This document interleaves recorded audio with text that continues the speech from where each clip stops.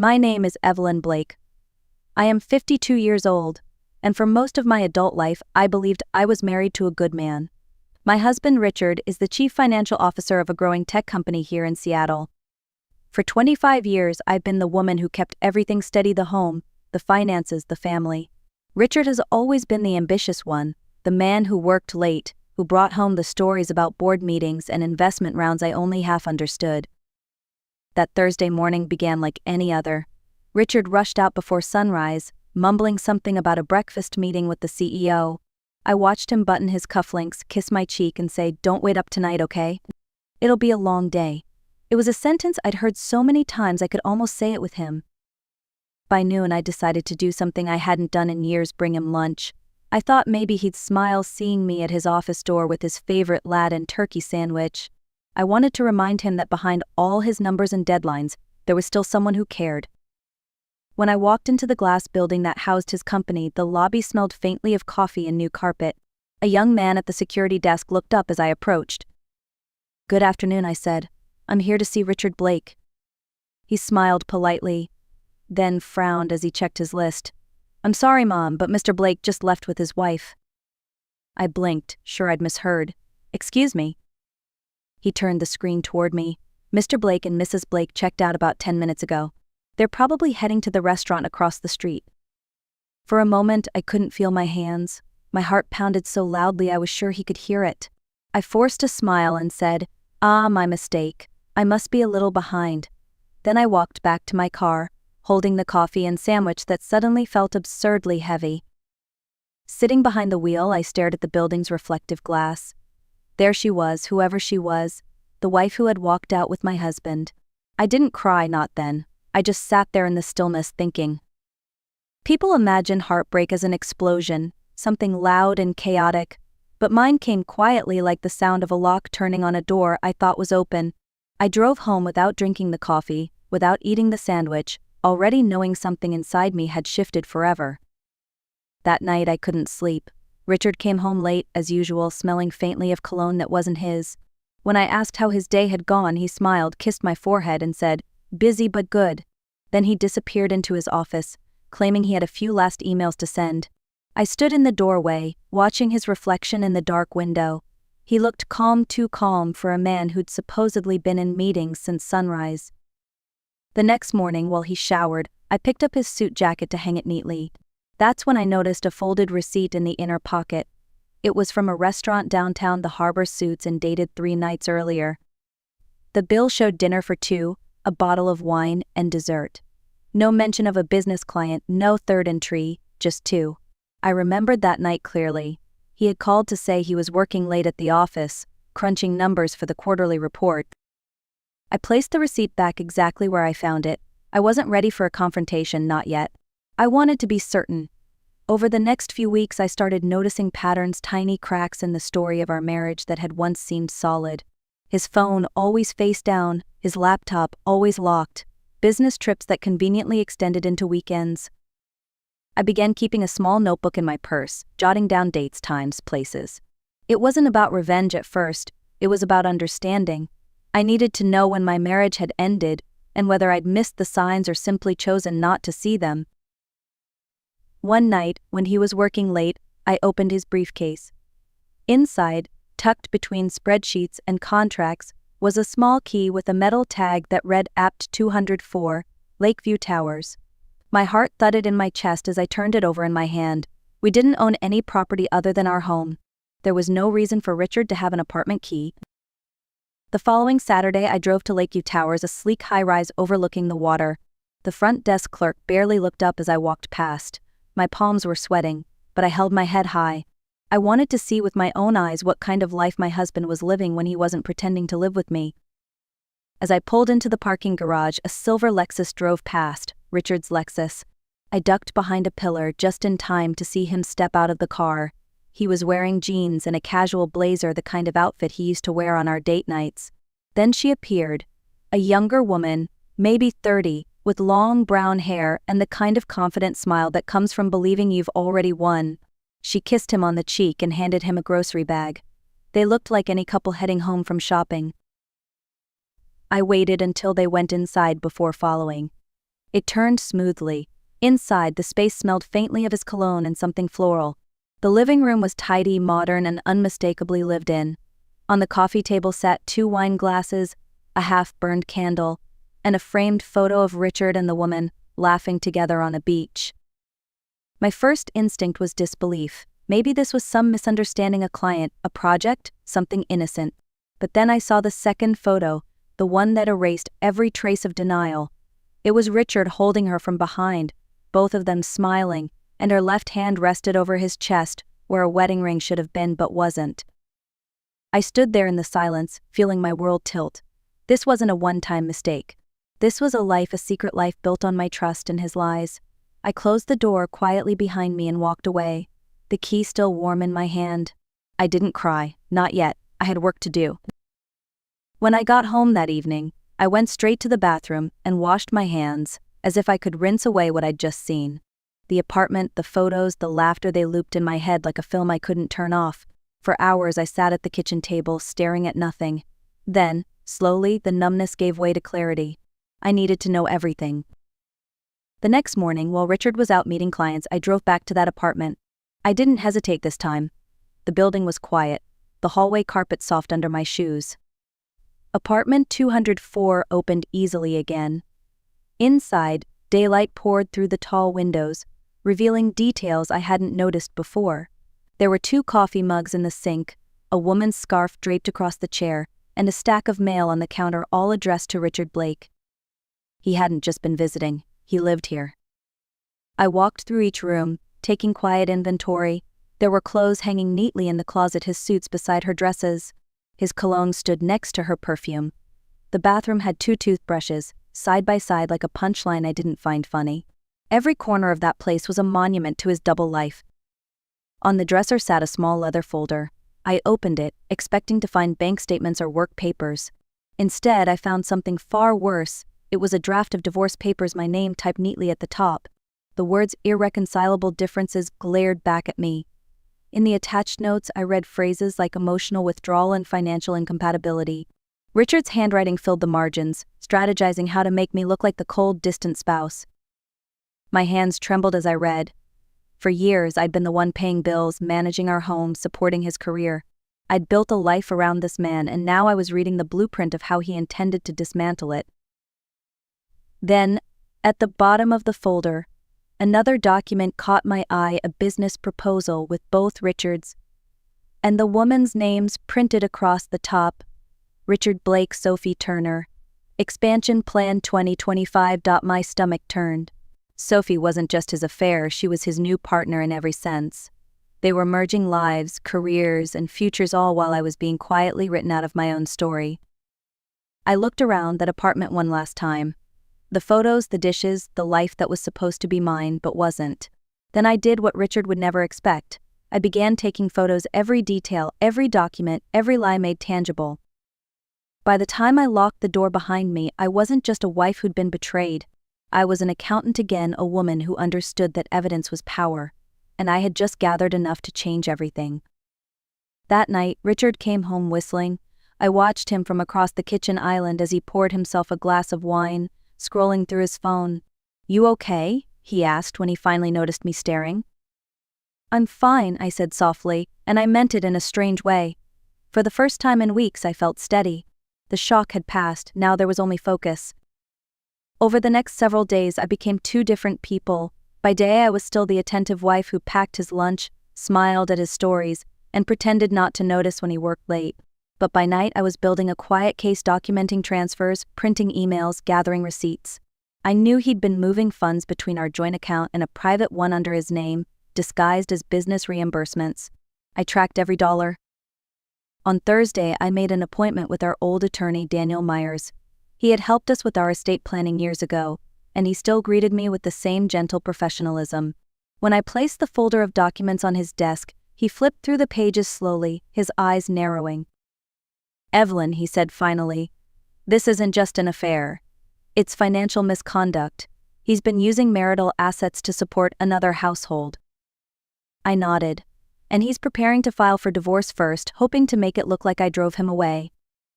Daniel leaned back, folding his hands. "Then we'll make sure he never gets the chance." You're going to take control of the narrative before he does. For the next week, we worked quietly. I opened a new bank account in my name, secured all our important documents, and moved my personal valuables into a safety deposit box. I copied everything: emails, transaction logs, even screenshots of his calendar entries with Sophie's name. Through it all, I remained calm. Richard had no idea that the woman sitting across from him at dinner was preparing to dismantle his lies one piece at a time. The hardest part wasn't the deception, it was pretending I still loved him. Every time he leaned in to kiss me goodnight, I felt like I was looking at a stranger wearing my husband's face. By Friday evening, Daniel called. "Everything's ready," he said. "Once you're sure you're done pretending, we file Monday morning." I thanked him and hung up. Then I sat in the dark living room, staring at the framed photo of our wedding day. Two people smiling, full of hope, unaware of the distance time would carve between them. I whispered to that photo, not out of anger but out of closure, "You wanted a new life, Richard. You're about to get one." Saturday morning dawned quiet and gray, the kind of morning that made the whole city feel still. I woke early, brewed a pot of coffee, and laid out the folder on the kitchen table. Every page, every photograph, every receipt was neatly organized, a story of betrayal told in numbers and dates. When Richard came downstairs, he looked relaxed, humming as he adjusted his tie. "Morning," he said casually, reaching for his mug. "You're up early." I nodded toward the table. "You forgot something." He frowned, setting the mug down. "What's all this?" "Evidence," I said simply. "Of the apartment at Lakeview Towers. Of Sophie Turner. Of the money you've been transferring out of our joint account. Of the divorce papers you were planning to file." For a moment he just stared at me, the color draining from his face. Then came the performance, shaking his head, forcing a laugh, the practiced sincerity of a man who'd lied for a long time. "Evelyn, this isn't what you think, I can explain." I raised a hand. "Please don't. You've already explained enough with your actions." He opened his mouth again, then closed it when he saw my calm expression. That, more than anything, seemed to unsettle him. I wasn't angry. I wasn't shouting. I was finished. "I've already spoken to Daniel Myers," I continued. "We'll be filing for divorce Monday morning. You might want to prepare your lawyer." His shoulders slumped, the mask finally cracking. "You don't have to do this," he said quietly. "We can work something out." I looked at him, really looked, and saw not the man I'd married, but the man who'd chosen lies over love. "No, Richard," I said. "You've already worked everything out. I'm just finishing the math." Then I picked up the folder, walked past him, and left the room. Behind me, the silence was deafening. Monday came with a strange kind of calm. The city was waking up to another ordinary week, but for me, it was the beginning of the end of a lie. I met Daniel at his office just after 9. He slid the divorce petition across the desk, and I signed my name with steady hands. There was no shaking, no hesitation. My marriage had already ended long before the paperwork caught up. That afternoon, while Richard was at work, Daniel submitted the documents and served notice through the firm. The news reached him before dinner. I knew because he didn't come home that night. Instead, I received a short text: "I can't believe you'd do this to me." I almost laughed. The irony was exhausting. He had betrayed me for years, and now he was shocked that I'd stopped playing the quiet, loyal wife in his script. But the divorce filing was only half of it. There was something else, something bigger. Daniel had suggested we notify the company's board of directors about Richard's financial misconduct. He'd been funneling company funds into personal accounts, labeling them as executive bonuses. The same bonuses, I discovered, that paid for the apartment and Sophie's travel expenses. We drafted a formal report and sent it anonymously to the board chair, along with evidence from company records I'd copied from Richard's laptop. I didn't need to lie or exaggerate.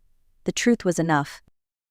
2 days later, Richard's name started disappearing from company emails. Meetings were canceled.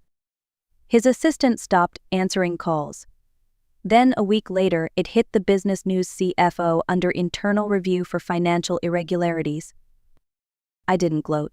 I didn't post about it or tell friends. I simply watched the story unfold in silence. My revenge didn't need fireworks, it lived quietly in the truth. Richard showed up at the house one night, looking smaller than I'd ever seen him. His expensive suit was wrinkled, his voice rough. "You're destroying me," he said. I met his eyes. "No, Richard, you destroyed yourself. I just stopped cleaning up after you." For a long moment we stood there, the air thick with everything unspoken. Then he left, and I knew he wouldn't be back. Weeks later, the company announced his resignation. Sophie disappeared from the public eye soon after. I never raised my voice, never slammed a door, never sought to humiliate him. I simply let the truth breathe. And in the quiet that followed, something miraculous happened. I started breathing again, too. My revenge wasn't loud, it was dignified, and it was final. A year later, I woke to the soft sound of rain against the windows of my new apartment overlooking Lake Union. The air smelled of coffee and peace. My life had shrunk in size but grown in meaning. No more bored dinners, no more pretending, no more walking on emotional eggshells. Just me, a small balcony, and the freedom to live honestly. I started volunteering with a local nonprofit that helped women rebuild after divorce. It felt strange at first, sharing my story in front of strangers. But soon I realized my pain had become someone else's roadmap. One woman told me, tears in her eyes, "You make me believe it's possible to start over." I smiled because I knew exactly what she meant. Richard tried to contact me twice. The first time, he sent a polite message about clearing up financial details. The second time he called, his voice was tired, deflated. "Evelyn," he said, "I made mistakes. I just want to talk." I let him finish, then replied quietly, "I spent years listening to you talk, Richard. You never said anything that matched your actions. I think we're done." He sighed, muttered something about wishing me well, and hung up. That was the last time I heard from him. The board at his old company completed their investigation. The results were public enough that no one in the industry would hire him again in a leadership role. Sophie left the city soon after. People whispered, but I didn't engage. Revenge had already done its work, it had restored balance. One evening, as I walked along the pier, the sunset painted the water gold. I thought about the woman I used to be, the one who waited up at night, believing love meant endurance. I whispered to her in my mind, "You made it." Peace doesn't come when life is perfect. It comes when you stop begging someone else to see your worth. It comes when you stop cleaning up the messes they made and start building your own tomorrow. Now, my mornings are quiet but full. I read, I cook, I laugh again. There's no bitterness left, just understanding. Sometimes strength looks like silence, and victory looks like peace. If you've ever been betrayed, remember this: you don't need to destroy them to reclaim yourself.